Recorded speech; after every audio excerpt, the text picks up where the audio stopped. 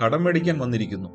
ഒരു പണയവസ്തുവില്ലാതെ 20,000 രൂപ കടം തരാനോ? ഞാൻ ആ പൈസ കൊണ്ട് 2.5 ഏക്കർ സ്ഥലം മേടിക്കും.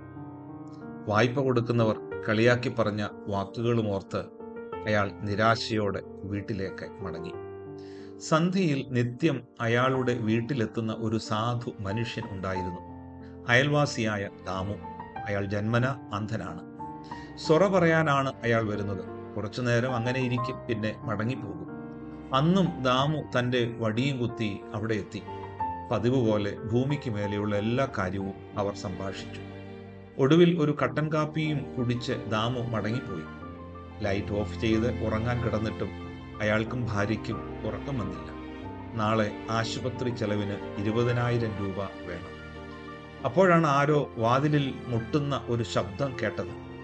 വാതിൽ തുറക്കുമ്പോൾ മുന്നിൽ കാഴ്ചയില്ലാത്ത ദാമു. കയ്യിൽ ഒരു പൊതിയുമുണ്ട്. എന്തെങ്കിലും ചോദിക്കും മുമ്പേ ആ പൊതി അയാൾക്ക് നൽകിക്കൊണ്ട് ദാമു പറഞ്ഞു, ഇത് 20,000 രൂപ ഉണ്ട്. നാളെ ആശുപത്രി പോകണ്ടേ? നിന്റെ വേദന കണ്ടിട്ട് ഞാൻ എങ്ങനെ ഉറങ്ങാനാ? എനിക്ക് ഉറക്കം വന്നില്ല.